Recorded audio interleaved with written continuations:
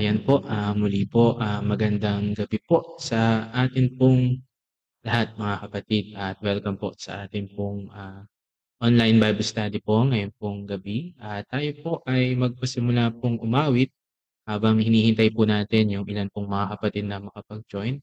Awitin po natin ito pong nasa ating pong screen, Pastor Kang aming patinuba.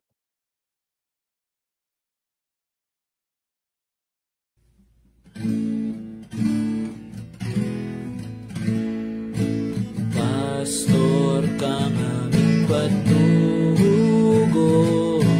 pag-iingat mo'y lubos. Ikaw nga ang nagtutulong ng tahanang malubos. Mapagpala namin Jesus, nasa tumubos. Mapagpala namin Jesus, nasa tanay tumubos.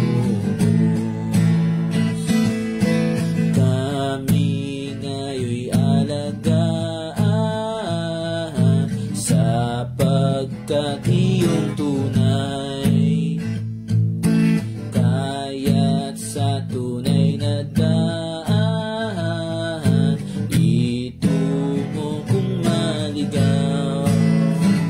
Mapagpala namin Jesus, dinggin ang aming luhod.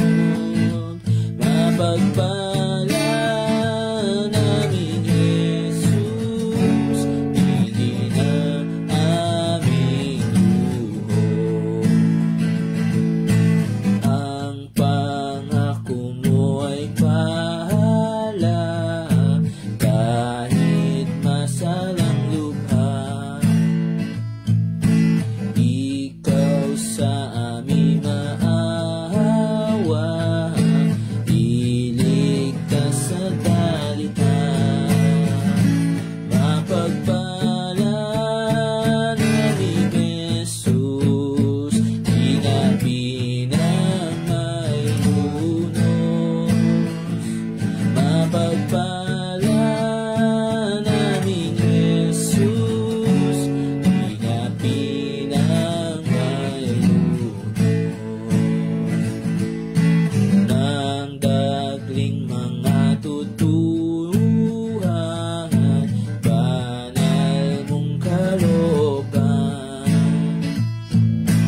ang biyaya ay pakahamtan, sana ang alinangan.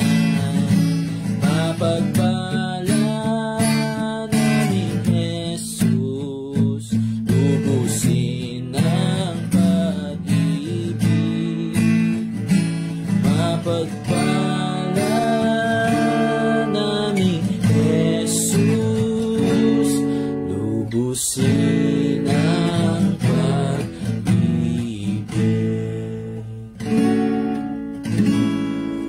Salamat po sa atin pong inaawit. At minsan pa po tayong umawit, sunod po natin tanging kay Kristo.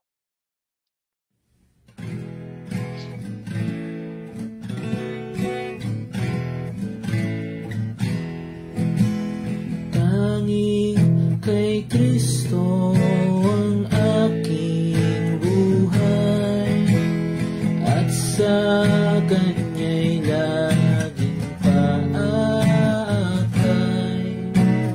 Ang pagtalimay di kagagalay, sa buhay ko pala niya'y sapat. Jesus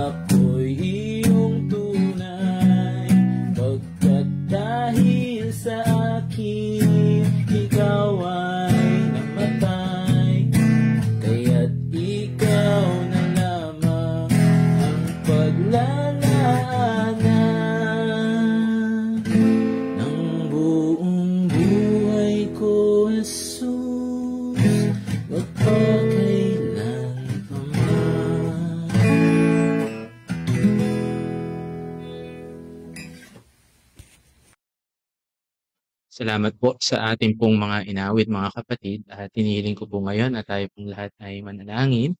Tayo po ay mag-start po sa isa pong prayer. Let us pray. Ama naming Diyos na dakila, banal at makapangyarihan sa lahat. Muli po Ama, kami po ay nagpapasalamat po sa mabiyayang gabi po na ito na ipinagkaloob niyo po sa aming pong lahat. Bagamat po kami ay hindi po magkakasama po physically at face to face. Kami po ay nagpapasalamat dahil tuwing Friday po ay meron po kaming ganito pagtitipon through online para kami po ay patuloy po na makapag-aral po ng inyong pong mga salita. Spiritually po, kami po patuloy din po na makakain sa pamamagitan ng pakikinig po ng inyong pong mga salita. Kaya patuloy din po sa gabi po na ito, Ama, ang aming pong dalangin, ang pangunguna po ng banal na Espiritu sa amin pong lahat na naka-join po sa amin pong Google Meet, sa amin pong online Bible study. Sa lahat po ng maabutan ng inyong pong mga salita through Facebook Live. Patuloy po ang banal na Espiritu ang tumulong po sa amin pong pakikinig. Nang sa gayon po ang mga babasahin po namin, ang amin pong mga mapapakinggan ay patuloy po na ito po ay maunawaan po ng bawat isa po sa amin. Patnubayan niyo rin po ang inyong pong anak na gagamitin na maghahayag po ang inyong pong mga salita. At amin din pong patuloy po na dalangin ang mga kapatid po na hindi pa po namin po kapiling po na naka-join sa aming pagtitipon, patnubayan, at ingatan niyo rin po sila at makasama po nawa namin sila sa aming pong pag-aaral po ng inyong pong mga salita. Ama, sa inyo po namin pinagkakatiwala po ang buong oras po na ito sa aming pong Bible study. At ito pong lahat ay aming pong hinihiling sa matamis na pangalan lang po na itong buktong na anak na si Kristo Jesus. Amen. Sige po, muli po magandang gabi po sa atin pong lahat mga kapatid. At marami pa po ang hindi pa po naka-join po sa ating pong Google Meet. Siguro po minsan pa pong awit para po bigyan po natin ng time. Yung iba po makahabol po sa ating pong pag-aaral ngayon pong gabi. Awitin po natin ito pong gumawa.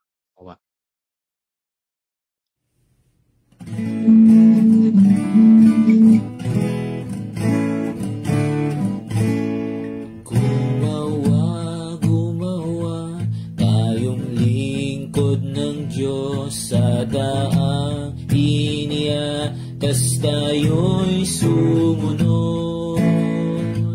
Baguhin ang lakas sa yamang kaloob, at kung magkagayoy di tayo lulugmo. Gumawa, magangan, maghintay, magpuyat, umasan,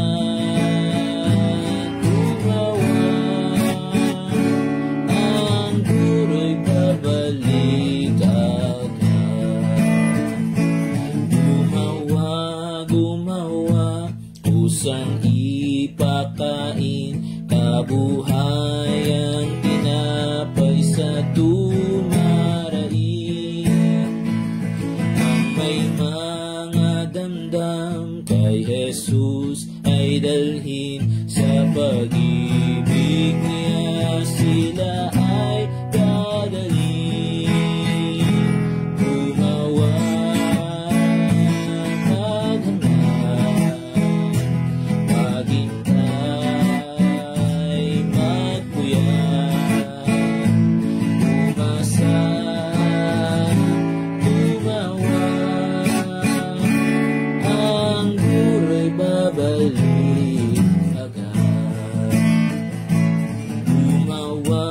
Gumawa, ang lakas ay hingi, ang hari ng sama ay upang masubig.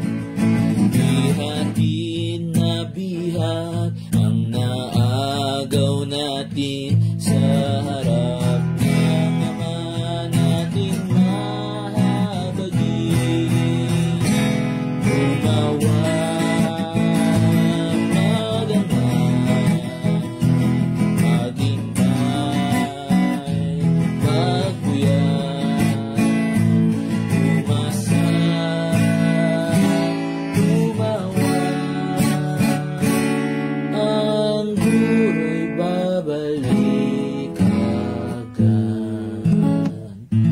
Purihin po ang Diyos sa ating pong mga inawit at ngayon po ay ihanda na po natin ang ating pong mga puso't makinig. Para po sa ating pong Bible study po ngayon pong gabi ay pinibigay ko na po kay Brother Wilson. Magandang gabi po mga kapatid. Okay po ba ang audio natin po? Yes po, Brother Wilson. Salamat, Brother Jan. Yes po, Brother Wilson. Okay po, salamat, bro. Salamat po. At salamat sa Panginoon po na tayo ay mayroong ganitong pamamaraan upang makapagpatuloy po tayo sa kanyang mga gawain. Isa pong biyaya po sa atin ang pag-unlad ng technology at nawa ay ang pag-unlad ng teknolohiya ay gamitin din po natin sa ating mga spiritual na buhay.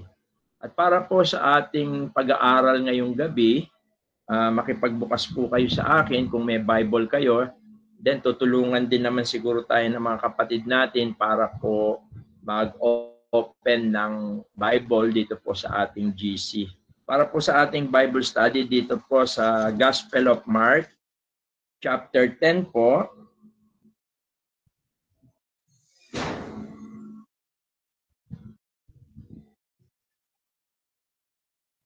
At babasahin po natin, siguro babasahin ko na lang po yung dito po sa verse 41 hanggang verse 45. At ganito po ang ating pong mababasa.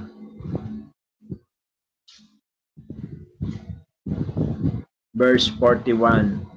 At nang marinig ito ng 10, ay nangagpasimula silang mga galit kay Santiago at kay Juan.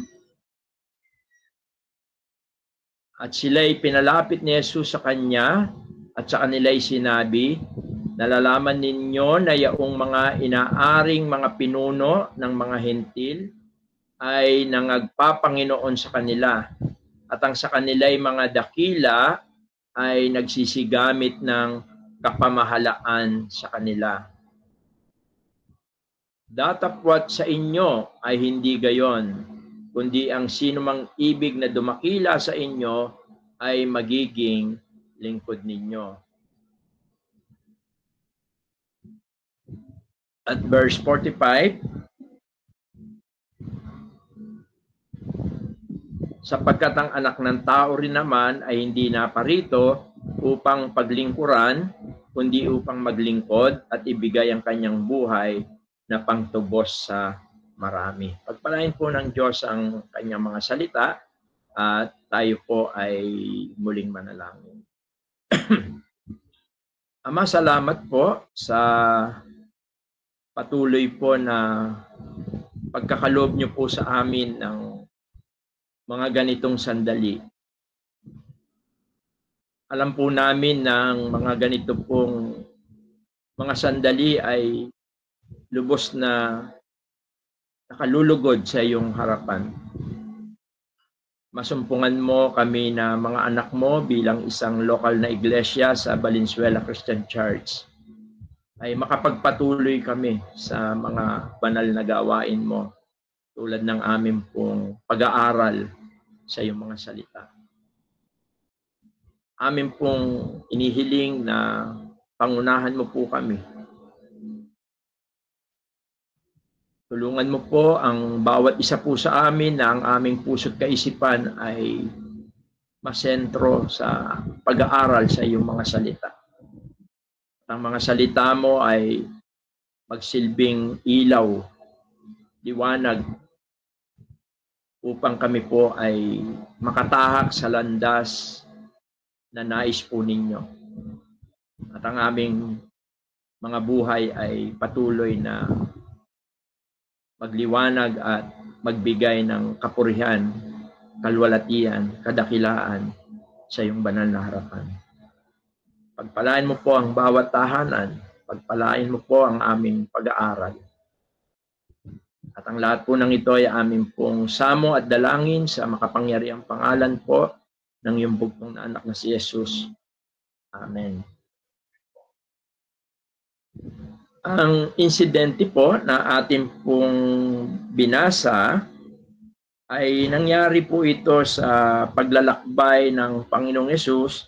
Kasama po niya ang kanyang mga alagad at sila po ay patungo ng Jerusalem. Kaya ang sabi po sa verse 32, ganun din sa 33, sabi po rito, at sila'y nangasa daan na nagsiahon sa Jerusalem at nangunguna sa kanila si Jesus at sila'y nagangtaka at nagsisunod ay nangatakot at muling kinuha niya ang 12 at nagpasimulang sinabi sa kanila ang mga bagay na sa kanya'y mangyayari. Na sinasabi, narito nagsisiahon tayo sa Jerusalem at ibibigay ang anak ng tao sa mga pangulong saserdote at sa mga eskriba at sila'y kanilang ahatulang patayin at ibibigay siya sa mga hentil. Sa kanila pong paglalakbay, going to Jerusalem, ay ipinahayag ng Panginoon, ito na yung mga huling sandali, kung ano po yung mangyayari sa kanya doon sa Jerusalem. Maliwanag po rito na kailangan mangyari sa kanya ang mga bagay na ito. At sa kanila pong pagpapatuloy, sinabi ng Panginoong Hesus ang mga sasapitin niya na kahirapan. Sabi po niya sa verse 34, at siya'y kanilang aalimurahin. Ang tinutukoy niya po, ang Panginoong Hesus, ang anak ng tao, ay sabi niya, at siya'y kanilang aalimurahin, at siya'y luluraan, at siya'y ahampasin, at siya'y papatayin, at pagkaraan ng 3 araw ay magbabangon siyang muli. Ito po yung mensahe ng mabuting balita, ang kanyang paghihirap, ang kanyang kamatayan, at ang kanyang muling pagkabuhay. At ang lahat po ng yan ay nangyari naman po sa ating Panginoon nung kung sila ay pumasok na sa Jerusalem. At pagkatapos po sabihin ito ng ating Panginoon, at alam ng mga alagad na ang Panginoon ay malapit na siya doon sa pinakasukdulan ng kanyang kalwalatian, yung kanyang muling pagkabuhay, yung kanyang pagkamatay at muling pagkabuhay na maguli, nag-request po yung kanyang 2 disciple dito sa verse 35. Ang sabi rito, at nagsilapit sa kanya si Santiago at si Juan, magkapatid po ito, na mga anak ni Zebedeo, na sa kanila'y nagsisipagsabi, Guro, ibig naming iyong gawin sa amin ang anumang aming hingin sa iyo. At sinabi niya sa kanila, anong ibig ninyong sa inyo'y aking gawin? 37. At sinabi nila sa kanya, ipagkaloob mo sa amin na mga kaupo kami, ang isa'y sa iyong kanan at ang isa'y sa iyong kaliwa. Ito po yung request nila, no? At nais nila na sila'y maging dakila, ang isa'y sa kaliwa, ang isa'y sa kanan. At nang marinig po ito ng mga kasama po nila na mga alagad, sabi po rito, at kung itutuloy natin,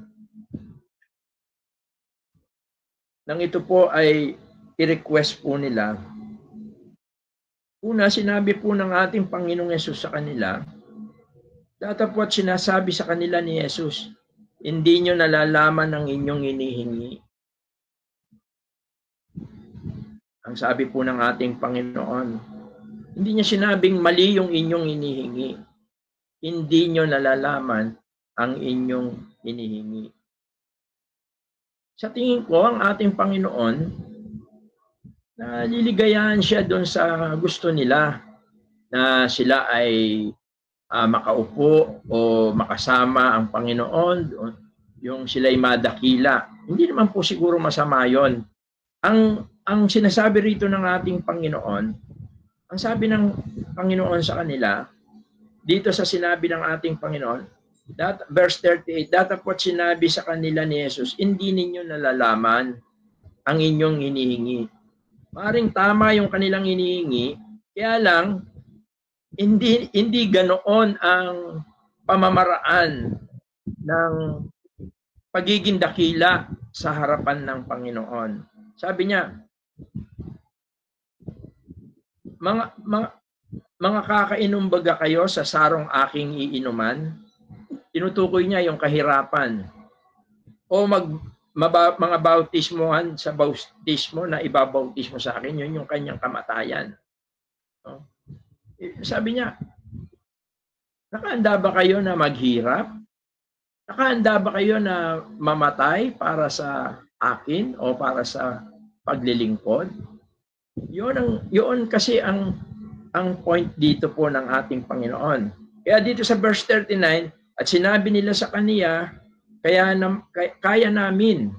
Marahil ay kaya nga nila yon. Dedicated sila sa Panginoon. Dahil nakilala na nila ng lubos ang Panginoon. Kaya lang may mga bagay na hindi pa nila lubos na nauunawaan. Talagang gustong-gusto naman nila na sumunod at maglingkod sa Panginoon. Sabi nila, kaya namin. At sinabi sa kanila ni Jesus, ang sarong aking iinuman ay iinuman ninyo. At sa bautismo na ibabautismo sa akin ay ibabautismo kayo. Datapwat, sabi niya, ang maupo sa aking kanan o sa aking kaliwa ay hindi ako magbibigay. Datapwat yaon ay para sa kanila na mga pinag-aandaan. No? Sabi ng ating Panginoong Yesus, marahil ay sinabi lang ito ng Panginoong Yesus na sapagkat nagtitiwala siya sa kanyang Ama. Masalam din ng kanyang Ama, ayaw niyang pangunahan din ng kanyang Ama. At yun ang napakainam sa ating Panginoon, bagamat siya ay Diyos, anak ng Diyos, equal to God the Father, pero nandun lagi yung kanyang pagpapasakop sa kanyang Ama. Marahil ito yung gusto niyang sabihin, na bahala na ang Ama kung sino yung hinihanda niya. No? Pero sa pagpapatuloy dito, sabi at nang marinig ito ng 10, ay nangagpasimula silang mga galit kay Santiago at kay Juan. Hindi naman siguro yung galit na galit. Kumbaga para kasing nagtataka sila, maaring sigurong parang sila rin, gusto rin nila yon. Bakit ganon yung kanilang hinahangad, no? Parang ilay ganon. Minsan hindi natin maalis yan, even sa mga disciples. Parang mayroong mga bagay na hindi rin nila maunawaan. O kaya bakit kaya ganon sila, no? At kaya nga po dumating dito sa point, ito pong tinawag sila ng Panginoon. Ito na yung binasa po natin. Kaya dito po sa punto na ito, dahil alam ng Panginoon siguro nagkakaroon ng parang sabihin na natin, hindi naman quarrel talaga, hindi naman talaga pag-aaway.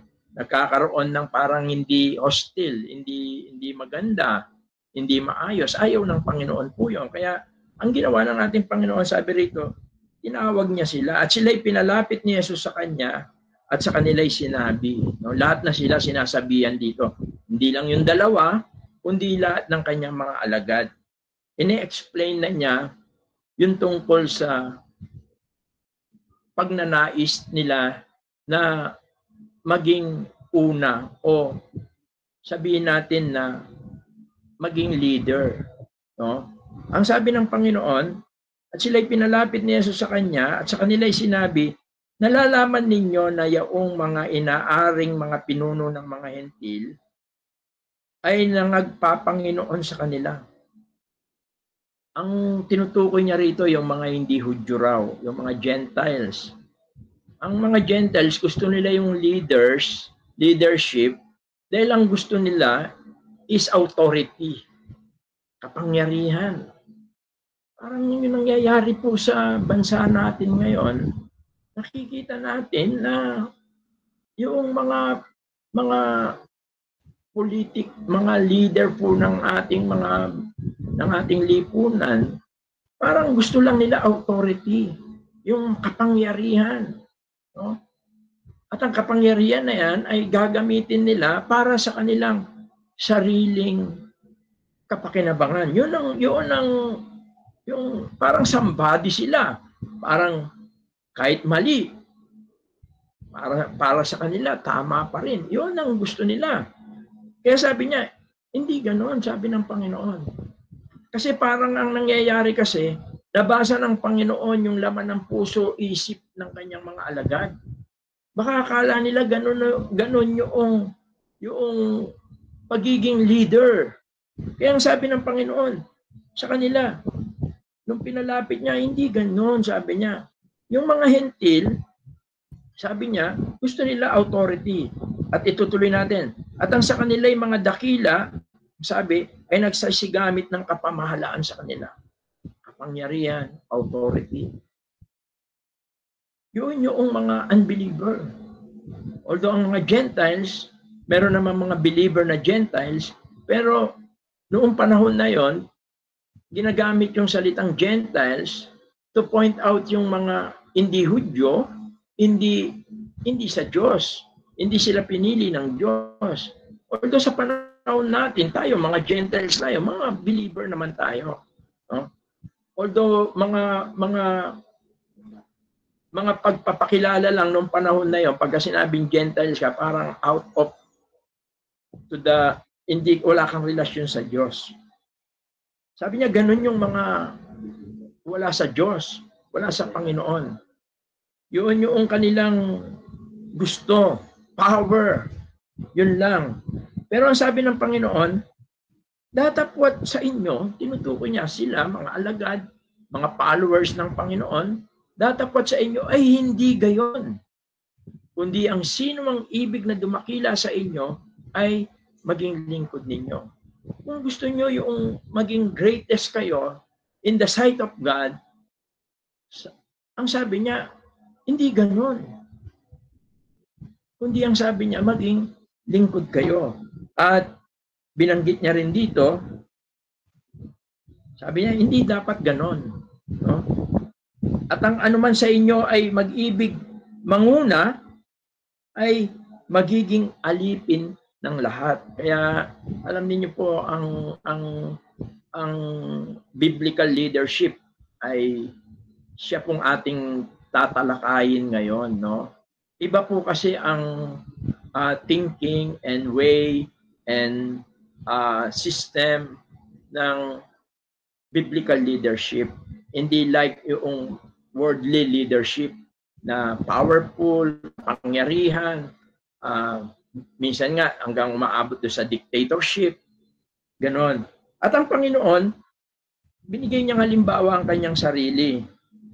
Wali, sinamap niya rito yung kabuuan ng kanyang pagparito sa lupa. Ang sabi niya, sapagkat ang anak ng tao rin naman ay hindi naparito upang paglingkuran, kundi upang maglingkod at ibigay ang kanyang buhay na pantubos sa marami. Parang sinamap niya yung kanyang purpose, yung kanyang mission ay mula sa langit, siya ay naparito, hindi upang paglingkuran. Sabi niya, although kailangan natin siyang paglingkuran ngayon dahil sa ginawa niya sa atin, dahil sa pagliligtas niya po sa atin. At yung panahon na yon, ang tinutukoy niya, naparito siya, meron siyang purpose. Hindi self-motive. Hindi interest niya yung sarili niya. Yun ang ibig sabihin ng Panginoon dito. Kundi ang nais niya ay maglingkod at ialay ang kanyang buhay para tayo matubos sa ating mga kasalanan. Yun ang isa sa mga mahalagang dahilan bakit ang anak ng Diyos mula doon sa langit ay nagkatawang tao. Upang sa pamamagitan ng kanyang buhay, ng kanyang kamatayan at ng kanyang muling pagkabuhay, ang bawat isa na sumampalataya sa kanya ay magkaroon ng buhay na walang hanggan. Utang natin sa kanya ang kaligtasan natin. Biyaya lang ang kaligtasan natin. Regalo lang na tinanggap natin. Hindi natin ito kailangan pagpaguran. Hindi natin ito kailangan na hindi natin ito makukuha sa ating sarili. Ito'y isang biyaya ng Diyos. Sabi nga ni Pablo sa Efeso 2, sa biyaya kayo'y naligtas sa pamagitan ng pananampalataya. Ito'y kaloob ng Diyos. Ito'y hindi dahil sa inyong mga gawa. Kaya ang sino man ay walang may pagmamalaki sa Diyos.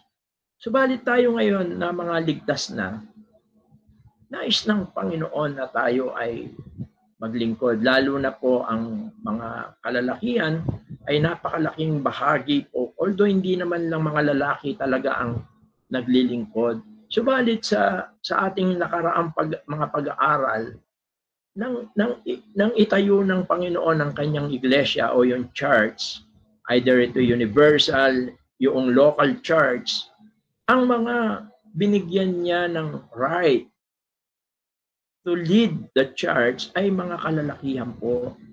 Kaya napakalaking bahagi.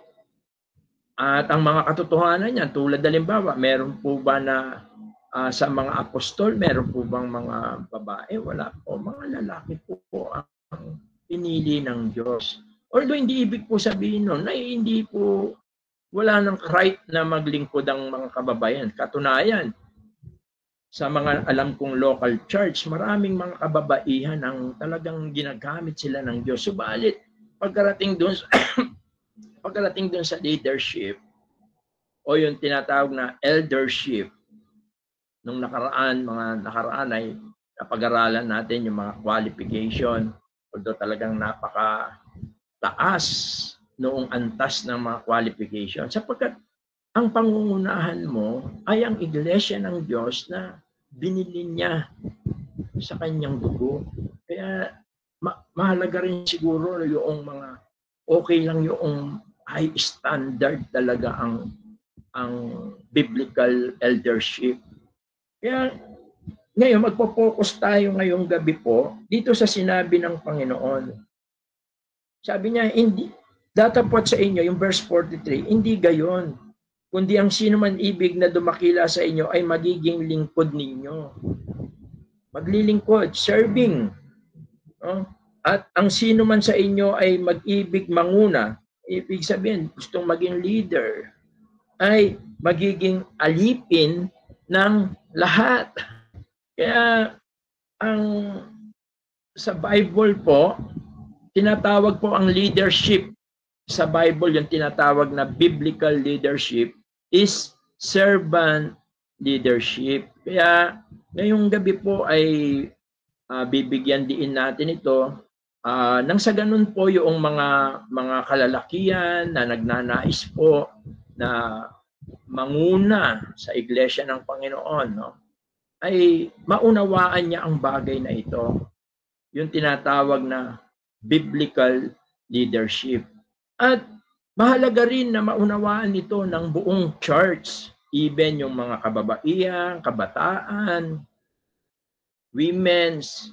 Mahalaga rin na makita nila to sapagkat ang community o yung local church, sila yung pangungunahan.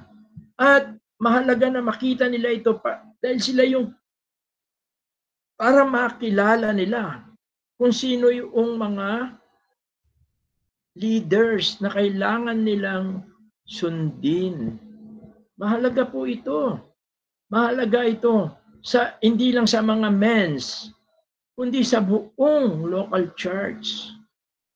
Maraming mga local church na nakita ko na nalayo sila sa biblical principles dahil namili sila ng mga leader nila na hindi po naayon sa kalooban at kagustuhan ng Diyos.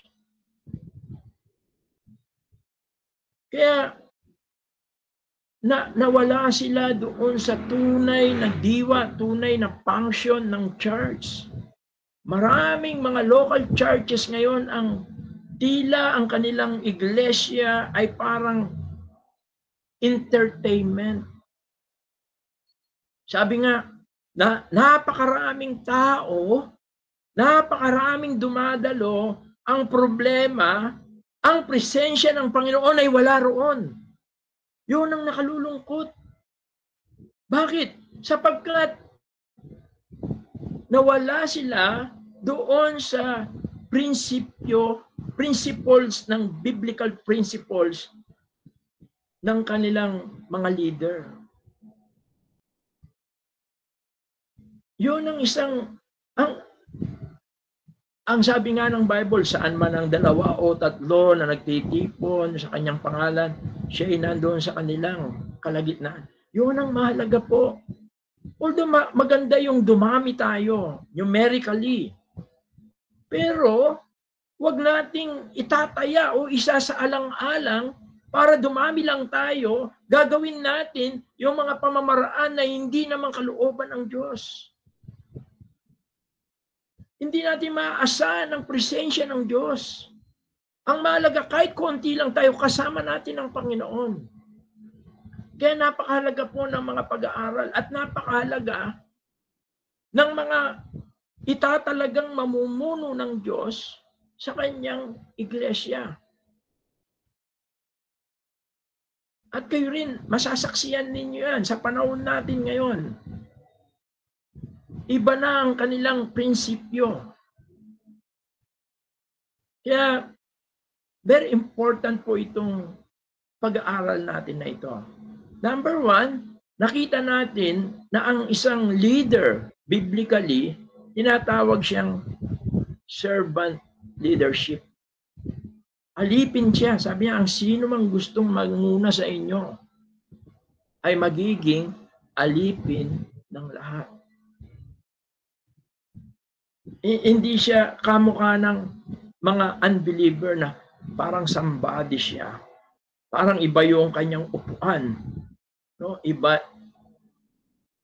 Hindi po ganon.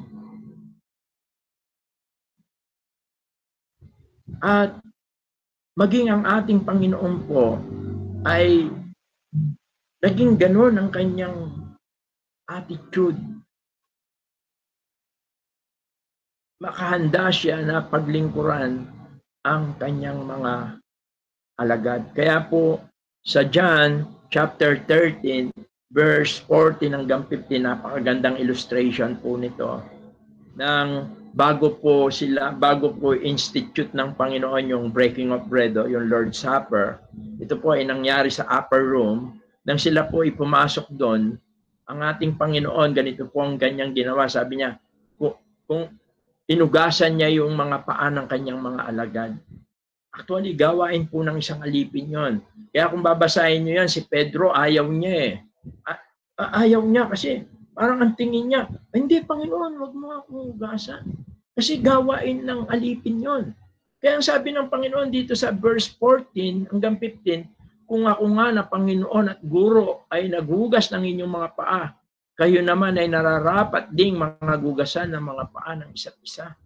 At sa verse 15, ang sabi niya, sapagkat kayo binigyan ko ng halimbawa upang gawin naman ninyo ayon sa ginagawa ko sa inyo.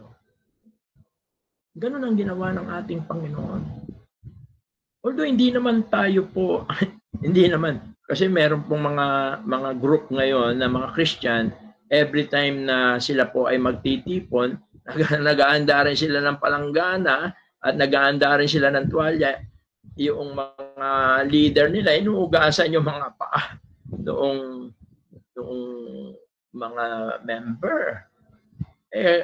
Kung marami sila, kung 1,000 sila, o kung 5, sabihin na lang natin 100 sila, hindi na ubos na yung oras po nila kung ganun ang gusto ng Panginoon.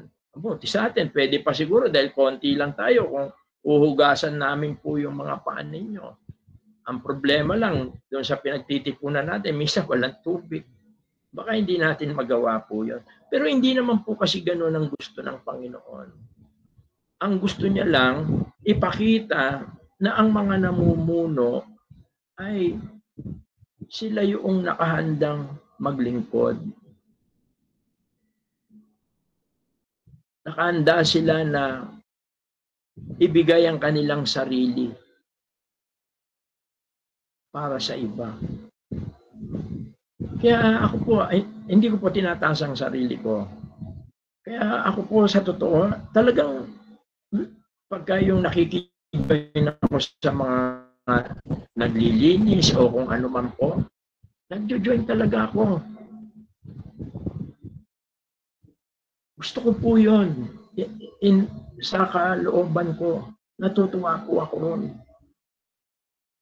Na kahit maglinis lang, kahit hindi po ba, minsan ayaw nyo akong pabuhatin. Kaya minsan nagpipilit ako. Kasi hindi po tayo somebody. Yun yung problema sa worldly leadership. Gusto nila sila ay somebody. Hindi po ganun ang paglilingkod. Hindi po ganun ang pamamaraan ng leadership na gusto ng Panginoon. Ang gusto ng Panginoon ay mababa, alipin.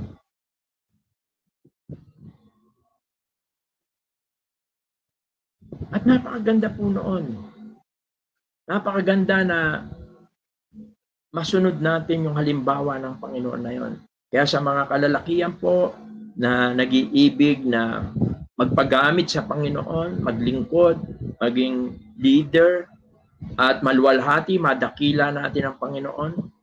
Sabi nga ng Panginoon, kung gusto mong maging leader, ikaw ay maging alipin. Kaya biblically po, ang leadership ay tinatawag na servant leadership. Sa iba po kasi, may mga title pa sila. May gusto mataas pa. Merong junior pastor, kailangan may mas mataas pa ron. Yung tinatawag na senior pastor. Meron pang corporate pastor. Yung iba, reverend, kagalang-galang. Hindi po ayaw ng Panginoon po yung ganon. Ang gusto ng Panginoon, ang programa ng Panginoon, o ang kalooban ng Panginoon, ang nakalulugod sa Panginoon, na gagamitin niya ay yung mga tinatawag na servant leadership, servant leader. Nakahandang maglingkod. Nakahanda siya doon sa pagpapagal. Nakahanda po siya ron.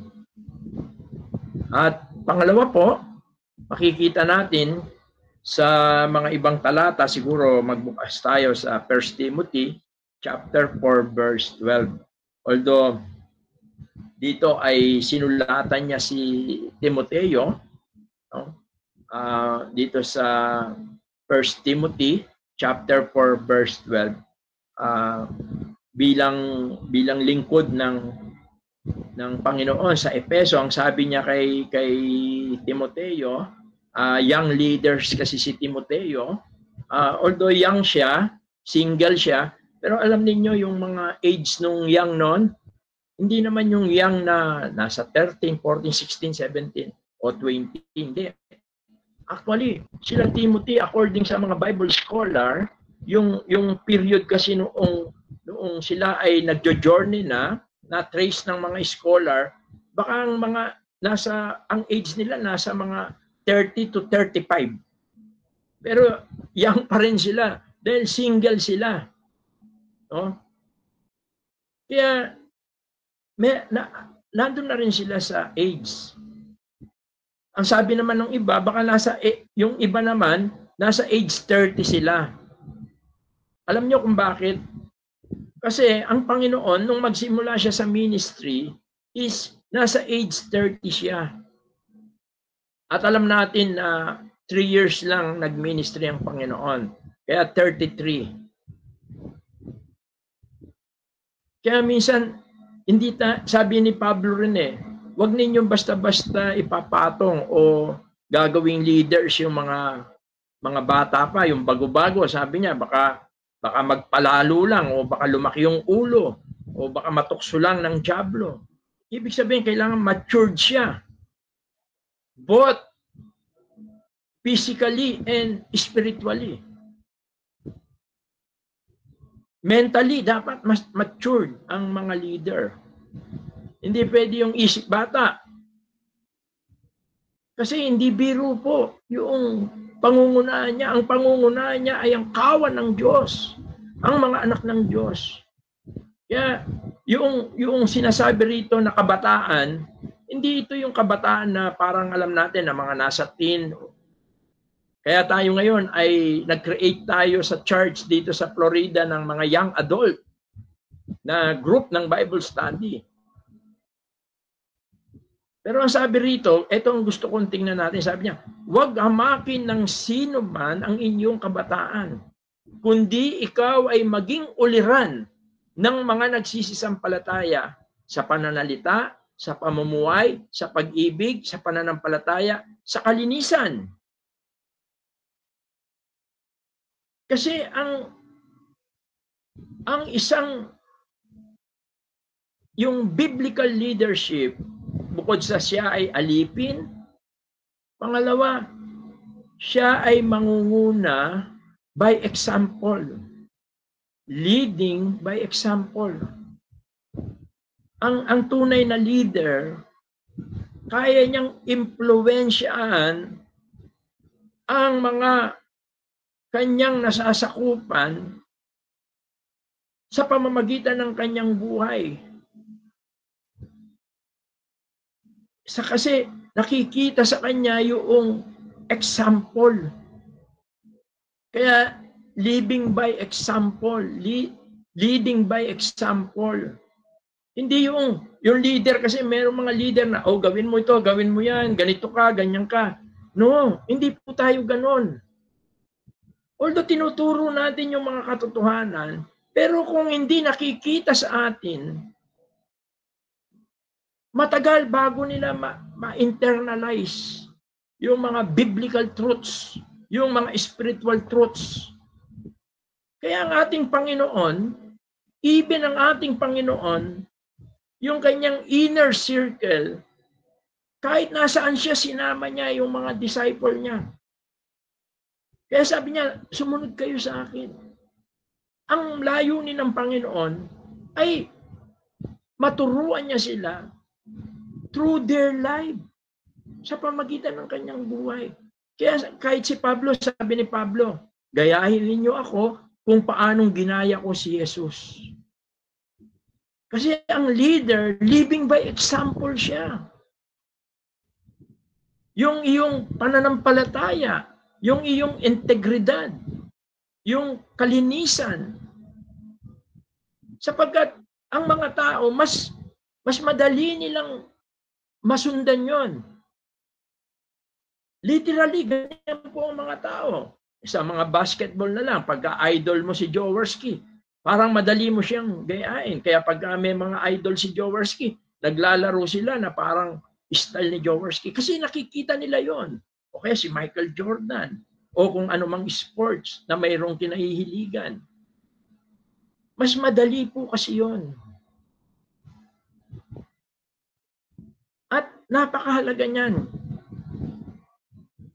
Kaya tingnan po natin yung sinabi ni Apostol Pablo sa Filipos 3:17. Philippians chapter 3 verse 17. Sabi ni Pablo, sabi niya, mga kapatid, kayo'y mga kaisang tumulad sa akin, at tandaan ninyo ang mga nagsisilakad ng gayon ayon sa halimbawang nakikita ninyo sa akin. Meron tayong example. Una ang Panginoon, the life of Paul, yung mga biblical character. Marami tayong matututunan sa kanila na pwede nating ipamuhay. Sapagkat ang isang leader, living by example siya, leadership by example siya. Mahirap po nasasabihin mo ang isang bagay, matagal bago nila ma-internalize yan. Pero kung makikita nila sa atin, yung kasipagan natin sa gawain ng Panginoon, yung dedikasyon natin sa Panginoon, yung pananampalataya natin, yung pagiging malinis tayo, matuwid tayo sa lahat ng mga aspeto, madali yan. At nakikita nila na tayo ay mapagpakumbaba. Ang pagpapakumbaba po kasi hindi yung parang hindi ka umiimik, hindi po yon. Biblical humbleness ay hindi yung sarili mo ang pinaiiral mo. kundi ikaw ay nagpapakumbaba sa makapangyarihang Diyos, kundi yung kalooban niya ang iyong ginagawa. Kaya bukod doon sa by example, ang isang leader po ay dapat yung may kababaan siya, yung humility in leadership. Yung humility in leadership, hindi para mabagsik ka, parusa ka ng parusa. Humility po, yun yung isa sa mga foundation of biblical leadership. Tulad ng ating Panginoon, sabi niya nga, mapagpakumbabang puso. Sabi niya, lumapit kayo sa akin, kayong lahat na napapagal at kayo'y aking pagpapahingayin. Pasanin ninyo ang aking pamatok, yun yung kanyang mga turo, sapagkat ako'y maamo at mapagpakumbabang puso. Ibig sabihin, matyaga, kasama po yun, yung humility and patiently. At bunga po ng Espiritu Santo yun. Hindi kinukuha natin sa sarili natin lakas at kapangyarihan. Hindi po. Kaya ang sabi po sa Philippians chapter 2, 3 and 4. Philippians chapter 2. Siguro ibaba lang natin ng konti yung Philippians 2, 3 and 4. Ganito po ang ating mababasa. Na huwag ninyong gawin ang anuman sa pamamagitan ng pagkakampi-kampi o sa pamamagitan ng pagpapalalo, kundi sa kababaan ng pag-iisip na ipalagay ng bawat isa ang iba na lalong mabuti kaysa kanyang sarili. Sabi niya, 4, huwag tignan ng bawat isa sa inyo ang sa kanyang sarili, kundi ang bawat isa naman ay sa iba't iba. Ito yung humility po. No? Hindi yung tinitignan mo yung sarili mo. Hindi yung ang point dito ay mayroong kang kababaan ng kaisipan at sinusuportahan mo. Inihimok mo, ini-encourage mo, tinuturuan mo, at kung kailangan, kung minsan sila ay nire-rebuke mo dahil ang nais mo ay matuwid sila. Yun ang importante. At yun ang napakahalaga. Isa sa mga mahalagang kasi pamamaraan sa leadership. Hindi yung somebody ka. Hindi yung parang hindi ka ma-approach. Parang takot. Sabi nga sa James chapter 4 verse 10, humble yourself before the Lord and He will lift you up. Yun yung binubunga ng pagpapakumbaba sa Panginoon. Hindi po pagpapakumbaba yung mali kasi na yung pagpapakumbaba, yung parang kahit mali ay ino-okay mo dahil mababa yung loob mo. Hindi po, mali po yun. Hindi po tama yun. Ang tawag po ron ay kinukonsinti mo yung mali. Ang tunay na pagpapakumbaba ay yung mayroong kang spiritual na hinahangad sa isang kapatid. Hindi kasi yung iba kaya lang yung iba meron tayong isang kapatid nun dito sa Florida kasi yung although galing siya sa ibang group na ikwento niya lang sa akin na yung manugang niya ay pastor although sa ibang group siya. Ang nakakalungkot ay yung kanyang manugang pagkadarating kahit bagong linis yung tahanan nila, kahit maputik yung sapatos pinapasok dahil parang pastor siya eh. At napansin din ng mga pinupuntahan niya lang yung mga mayroong nilalapag na merienda. Yung iba, hindi na niya pinupuntahan. Meron pong ano yun. Sabi nga, merong pagnanasa yun. Sabi kasi dito sa chapter 2 ng Pilipos, dito sa binasa natin, sa verse 3, sabi niya, let nothing be done through strife or vainglory. Huwag ninyong gawin ang anuman sa pamamagitan ng pagkakampi-kampi o sa pamamagitan ng pagpapalalo, kundi sa kababaan ng pag-iisip na ipalagay ng bawat isa ang iba na lalong mabuti kaysa kanyang sarili. Huwag tignan ng bawat isa sa inyo ang sa kanyang sarili, kundi ang bawat isa naman ay sa iba't iba. Ang importante yung kapakanan nila. Yun yung humility sa leadership. At yun ang isa sa mga nais ng Panginoon. Una, yung servant, pagiging servant, leading by example, yung pagpapakumbaba, at higit sa lahat, yung tinatawag na pagpapastol. Ang pastoring is not a title. Ang pastoring ito ay isang gawain. Ano po ang gawain ng pagpapastol?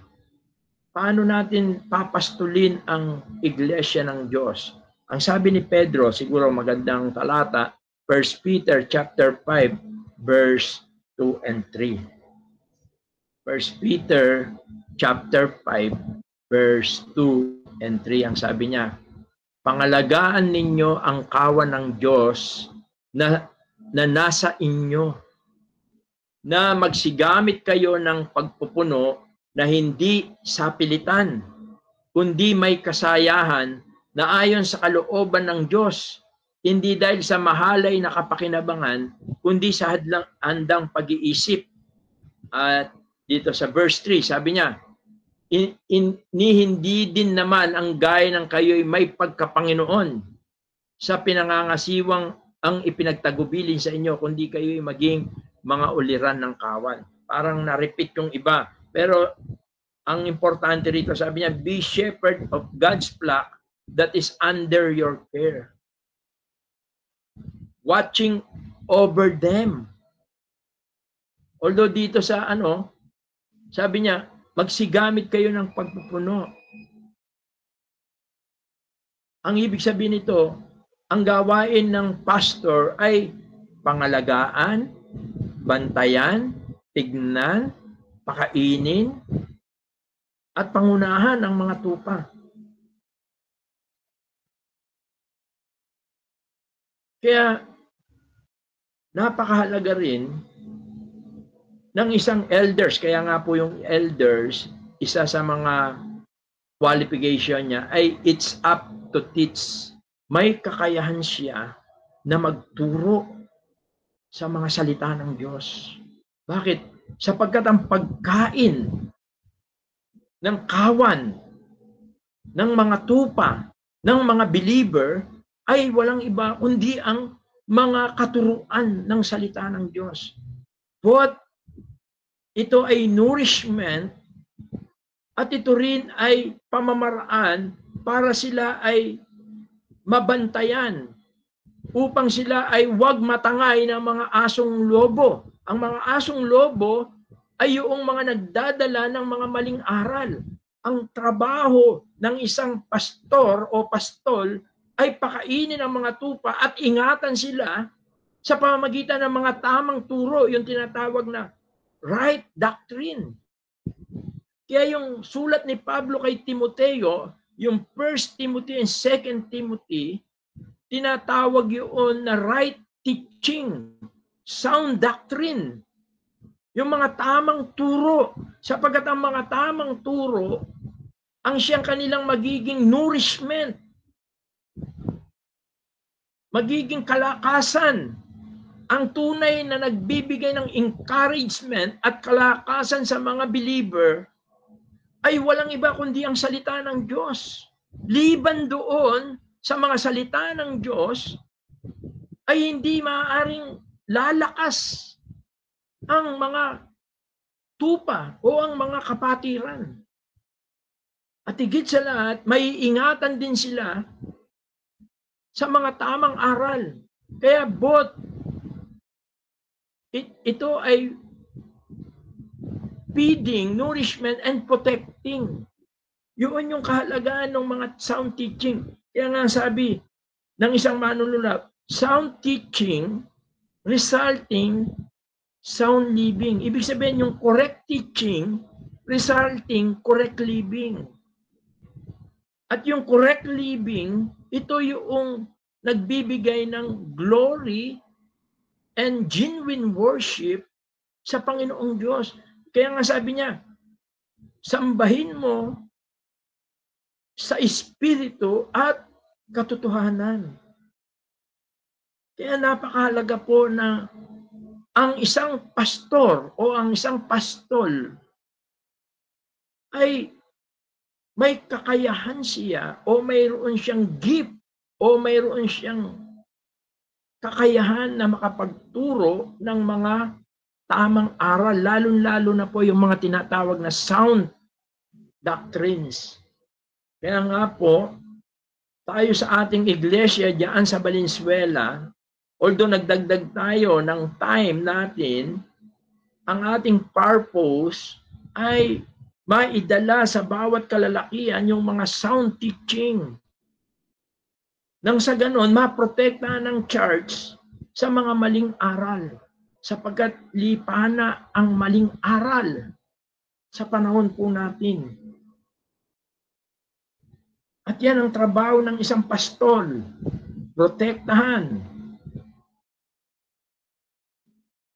Kaya nga, dito maganda sa Tagalog yung balik natin doon sa verse 2. Ito, sabi niya, pangalagaan ninyo ang kawan ng Diyos na nasa inyo. Kasi yun po yung, kasi paano mong mai-exercise, mapapractice yung pastoring kung walang mga kawan. Kaya mali po yung konsepto ng sanlibutan na pagka-graduate mo ng Bible School, pastor ka na. Kahit wala ka pang kawan. Sapagkat ginawa nilang titulo. Kaya nga po punong-puno yung mga Bible School. Ang daming gustong magpastor. Hindi para pangunahan, pakainin ang mga tupa, kundi gatasan yung mga tupa. Yun ang nakalulungkot sa panahon natin po ngayon. At ako ay talagang nalulumbay sa mga ganon na mga pamamaraan. Hindi po yun. Ang shepherding the flock, ang gawain ng mga leaders, hindi po madali yun.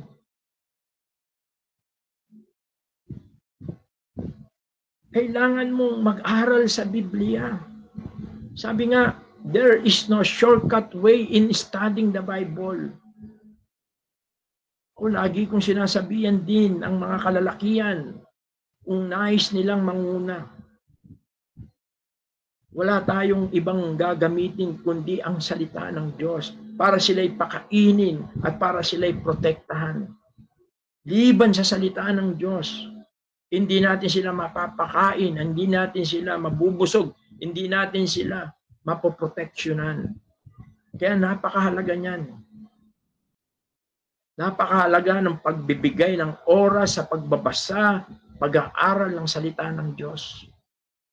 Although maraming mga tulong,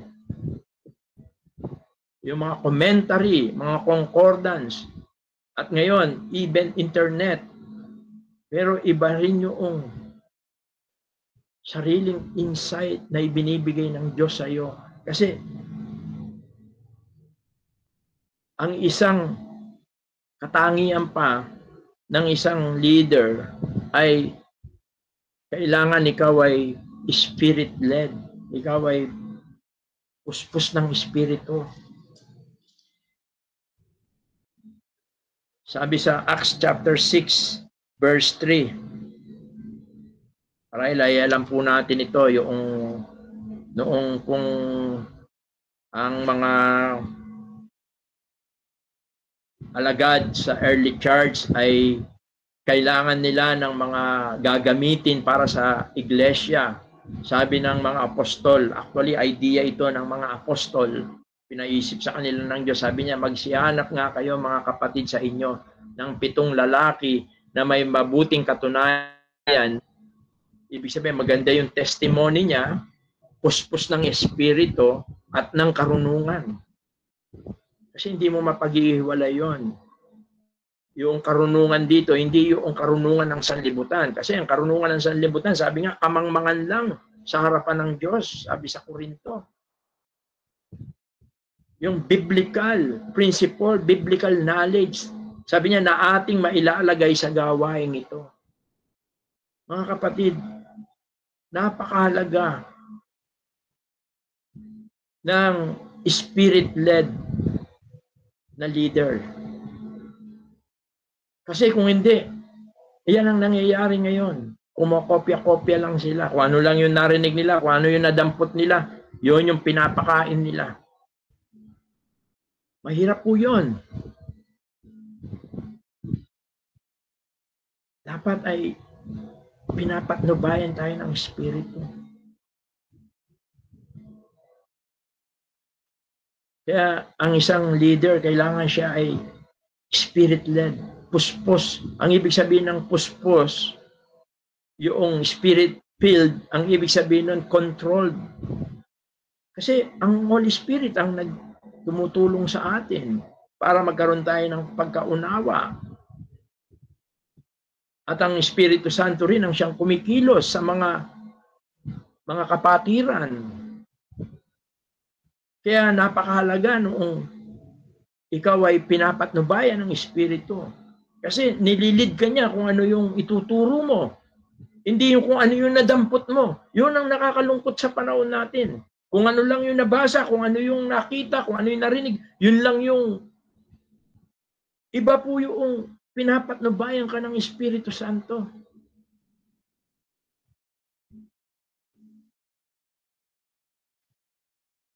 At kailangan ng isang leader ay spirit-led siya, puspos siya ng Espiritu.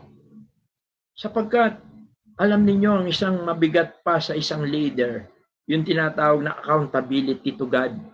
Tandaan natin, ang isang leader ay mayroong malaking pananagutan sa Diyos. Kaya dapat ikaw ay maging mabuti, tapat, nakatiwala, sapagkat magbibigay sulit ka sa Diyos. Kung minsan, dito pa lang ay nararanasan mo na yung mga pananagutan mo sa Diyos. Ang sabi nga sa Hebrew chapter 13 verse 17, kung babasahin po natin ito, kauli-ulian, no? Dapat nating malaman na ang isang leader ay mayroon siyang pananagutan sa Diyos. Tinatawag na accountability. Sabi rito, magsitalima kayo sa namiminuno sa inyo at kayo'y pasakop sa kanila. Ito yung response dapat ng church. Kaya kung mali yung kinilala mo na leader, pinili na leader, magsasuffer ka. Kasi sabi niya, kailangan magsitalima kayo sa namiminuno sa inyo at kayo'y pasakop sa kanila. Sapagkat pawang nagpupuyat dahil sa inyong mga kaluluwa na parang sila ang mga susulit. Merong accountability upang ito'y gawin nilang may kagalakan at huwag may hapis sapagkat sa ganito'y di ninyo mapapakinabangan. Mga kapatid, ang bawat leader mayroon kang accountability. Sabi nga sa Santiago Kapitulo 3, talatang 1, hindi ang lahat sa inyo ay maging mga guro. Wag na wag nating pangahasan ang salita ng Diyos. Sabi niya, wag maging guro ang marami sa inyo. Mga kapatid ko, yamang nalalamang tayo tatanggap ng lalong mabigat na hatol. May mabigat na accountability ang bawat leader. Pananagutan natin. Kung ano yung mga tinuturo natin, pananagutan natin. kung ituturo natin yung mga mali para lang sa mga sarili nating hangarin, pananagutan po natin yun. Although ang bawat isa sa atin ay may pananagutan sa Diyos ayon sa Roma 14, versikulo 12. Ang sabi ron, so then each of us will give an account to ourselves to God. Sabi niya sa Romans chapter 14, verse 12. Pero basahin natin ito, maganda rin ito. Hindi lang yung mga leaders, kayo rin, ang bawat isa rin. Sabi niya, kaya nga ang bawat isa sa atin ay magbibigay sulit sa Diyos ng kanyang sarili. Kaya kung tayo naman ay pinamumunuan ng tamang mga leader at tayo ay hindi sumusunod at hindi tayo nagpapasakop, tayo ay magbibigay sulit din. Tandaan natin yan. Kaya napakahalaga po nitong biblical leadership. Salamat kung marami tayo. Pero ang mahalaga, hindi yung marami o konti tayo. Ang mahalaga, nalulugod ang Diyos sa atin. Bilang ating ulo ay si Kristo. Ibig sabihin, tayo ay kanyang pinangungunahan. At ang kanyang iglesia, ang kanyang katawan, the body of church, the body of Christ, yun yung church. Ang mga itinatalaga niyang namumuno ay mga kalalakihan na mayroong mga prinsipyo ng biblical leadership. Ano po yung mga biblical leadership? Una, ikaw ay handa na maging alipin, maglingkod. Magbigay ng halimbawa, yung pananampalataya, yung kasipagan, yung iyong dedikasyon, yung kalinisan, magbigay ng halimbawa, nakahandang sumunod sa Diyos, magpakumbaba sa Diyos. Hindi yung sarili natin, kundi yun yung humility. Nakahanda tayo na magpasakop sa Diyos. Hindi dahil sa mga ambisyon o pagnanasa natin, hindi. Nakahanda tayong magpasakop sa Diyos. Sapagkat ang mga nagpapasakop sa Diyos ang siyang itinataas ng Diyos. Nakahanda tayo na pastulin ang awan ng Diyos sa pamamagitan ng kanyang mga salita, ng mga tamang katuruan. At higit sa lahat, ang isang leader, kailangan siya ay puspos ng Espiritu Santo. Kasi ang Espiritu ang siyang papatnubay sa iyo. Ang Espiritu ang magbibigay ng discernment sa iyo. At higit sa lahat, huwag natin kalimutan, ang bawat leader ay mayroong malaking pananagutan sa Diyos. At ang bawat kawan din ay mayroong pananagutan. Kaya po, nawa ay masumpungan tayo ng Diyos. Lalo na dyan po sa ating iglesia sa Valenzuela, ako'y naniniwala na darating ang araw, mayroong mga itatayo ang Diyos. At nawa ito yung maging panuntunan natin, yung tinatawag na biblical leadership. Kaya sabi ng Panginoon sa kanyang mga alagad, hali kayo rito. Hindi ganyan. Kaya tinuruan niya sila ng mahalaga na at yun ang naging panuntunan ng mga unang Kristiyano sa kanilang iglesia. At ito ay tinuro nila at ito ay lumawak. At sa panahon natin, konti na lang yung ganyang mga panuntunan. Nawa ay mapanatili natin yan. Kahit tayo maliit na grupo lang, ang importante nananatili tayo doon sa mga prinsipyo ng Biblia, yung tinatawag na biblical leadership. Tayo po'y manalangin. Ama, salamat po sa oras na pinagkaloob mo po sa amin. Salamat po sa iyong mga salita. Salamat po at binigyan mo po kami ng kaliwanagan kung paano po na ang isang mangunguna sa iyong iglesia ay marapat lang po na magkaroon ng mga ganitong katangian, prinsipyo, sapagkat ito ang tunay na nakalulugod po sa inyo. Pagpalain mo po ang mga katotohanan ito, hindi lamang sa mga kalalakian, kundi sa buong iglesia. Sapagkat nakasalalay din po sa mga namumuno ang direksyon na tatahakin ng iglesia, ng iyong katawan, ng iyong kawan. Nawa ay mapanatili po namin ang mga katotohanan ito at ang laging isaalang-alang namin ay hindi ang aming mga sarili, kundi ang kung ano po ang nakalulugod sa inyo. Salamat po. Pagpalain mo po ang mga salita po ninyo. At ang lahat po ng ito ay aming pong samot dalangin sa makapangyarihang pangalan po ng iyong bugtong na anak na si Jesus na aming tagapagligtas. Amen. Good evening and God bless sa bawat isa. Siguro nasa dako na tayo ng question and answer.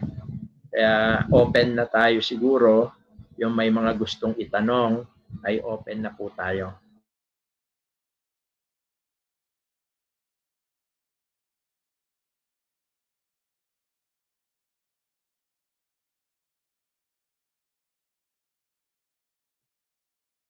Sige po mga kapatid, katulad po ng nabanggit po ni Brother Wilson, tayo po ay nasa dako na po ng ating pong question and answer. Marahil po kung meron po tayong mga katanungan po ay welcome po ang bawat isa po na makapagtanong regarding po sa ating pong patuloy po na napag-aaralan po about po sa leadership. At ito po ay katulad nga po ng nabanggit ni Brother Wilson kanina ay maganda po pati po ang mga kababainan ay nalalaman po ang mga bagay po na ito para po sa ating pong pagkilala po sa leader po sa isa pong local church. Kaya po nasa dako na po tayo ng ating pong question and answer.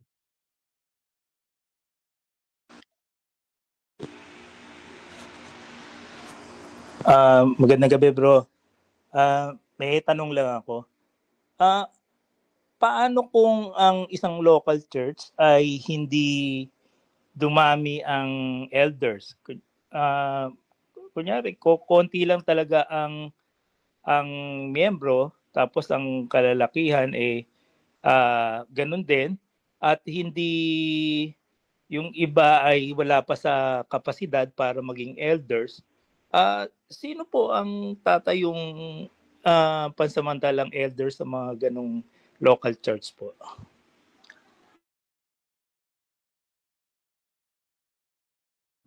Maganda yung tanong ni Brother Jim. Siguro dito sa balikan natin yung unang Pedro, Kapitulo 5.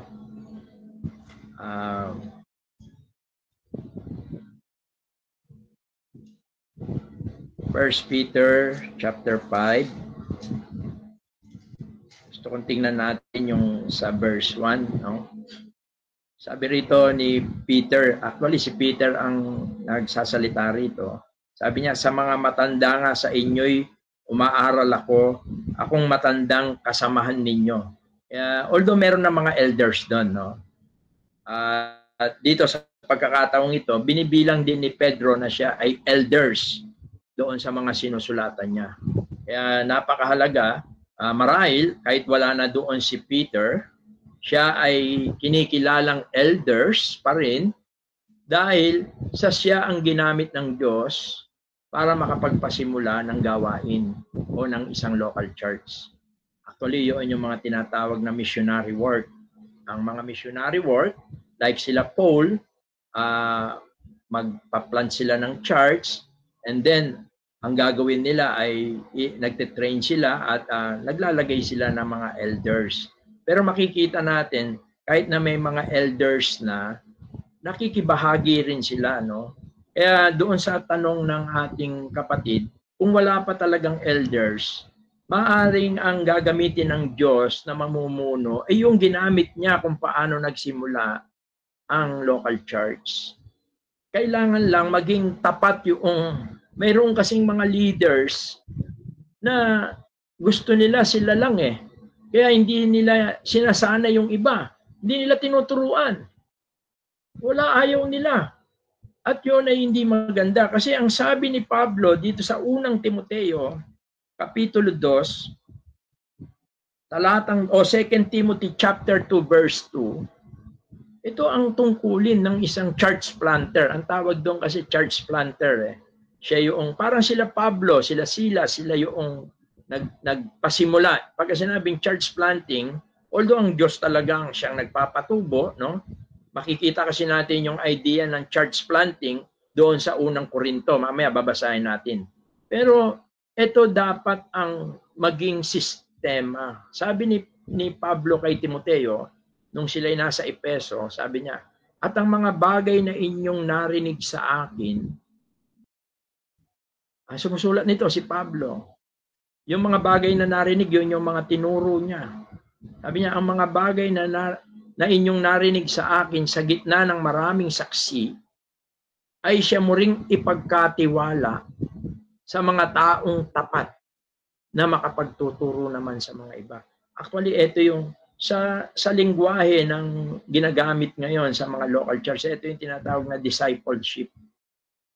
Yung mga bagay na natutunan natin ay isineshare natin sa iba para sila ay magamit din ng Diyos. Ang nagiging problema ngayon, yung mga leader, gusto nila sila lang. Hindi sila nagte-train. Hindi sila nagdi-discipleship. Kasi ang gusto nila sila lang. Ang biblical na pamamaraan sa leadership is plurality of leaders.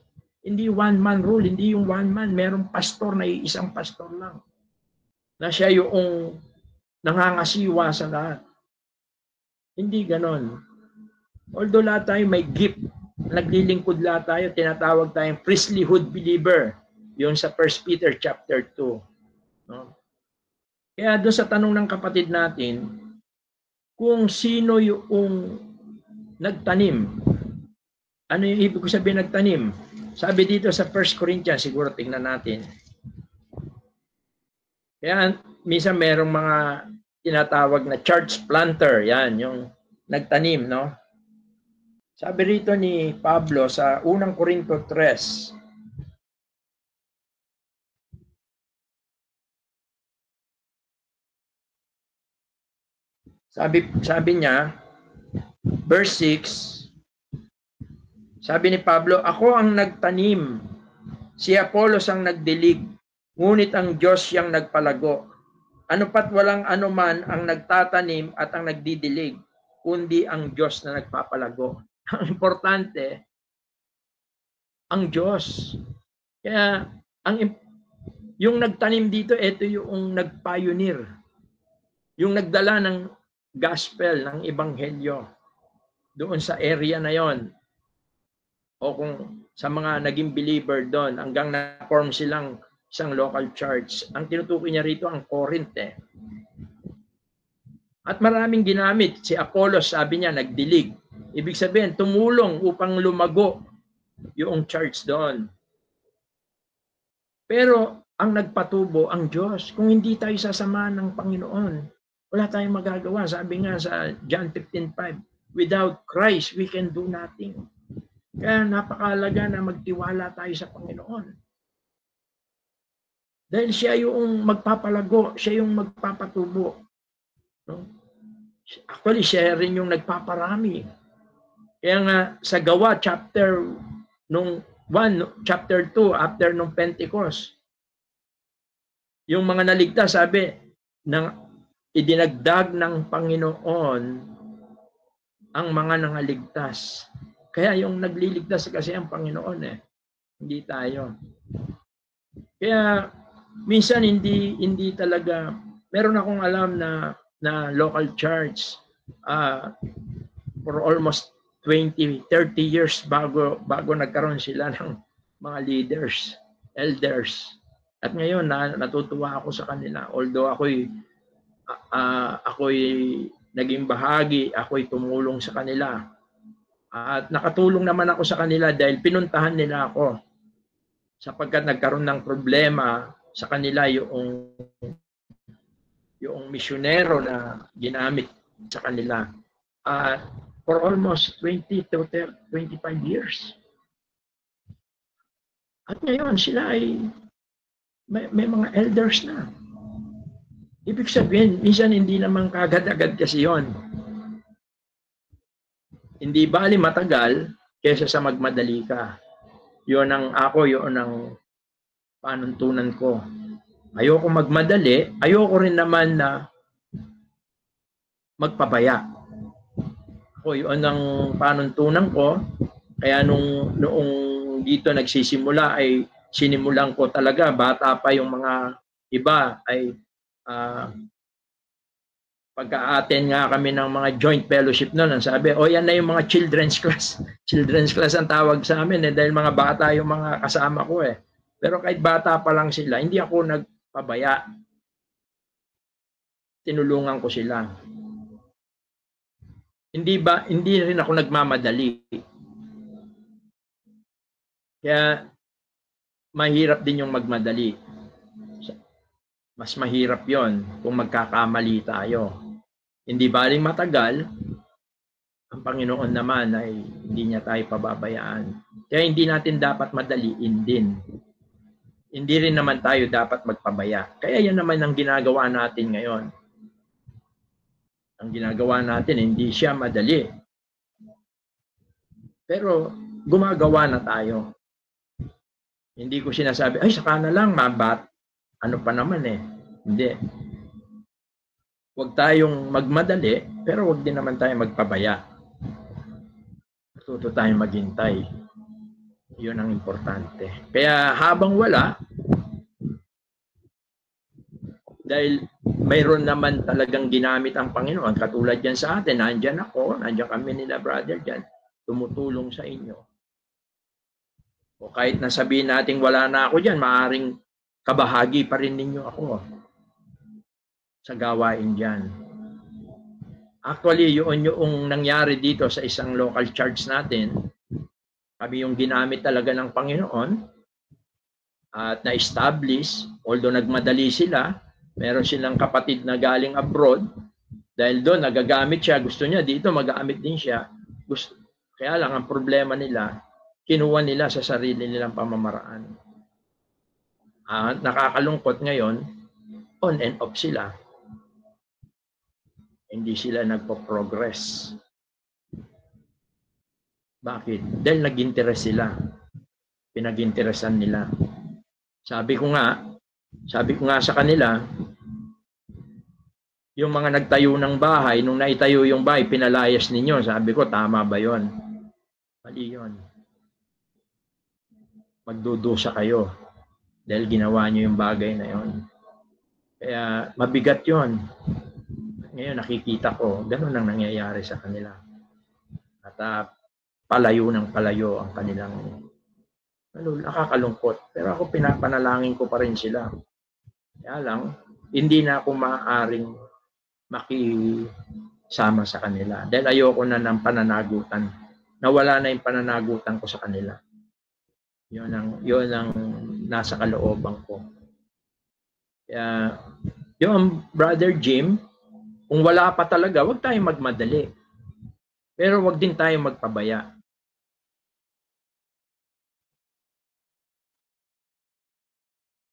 Thank you, brother. Sige po, baka po yung iba po ay meron din pong question. Ito po ay open pa rin po ang ating pong question and answer. Sige po.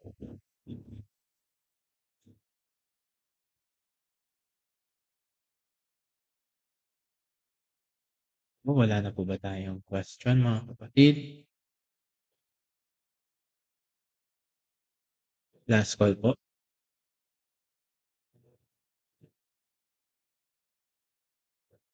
Okay po, marahil po yung ating pong silence po ay umaasa po na naging malinaw po ang ating pong napakinggan po na mensahe po ngayong gabi at patuloy po natin ipanalangin po ang ating pong iglesia sa Valenzuela. Gawain po ng Panginoon na siya po ay magtayo po ng mga leaders na katulad po ng ating pong pag-aralan servanthood at yung pong pastoring at yung pong accountability at yung pong leading po na nililid ng banal na Espiritu. Kaya po ngayon po sa ating pong pagwawakas, silingin po natin kay Brother Jim na pangwakasan po tayo sa isa pong panalangin.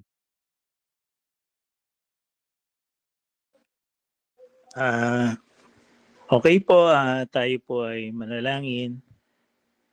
Ama namin, banal, dakila at makapangyarihan sa lahat.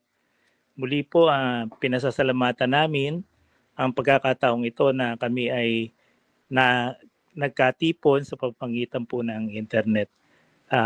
Maraming pong salamat sa malakas na internet connection. At pinagpapasalamat din po namin ang kapatid na itinayo mo na nagayag at nagayag ng iyong mga salita. At patuloy po na ang aming mga narinig ay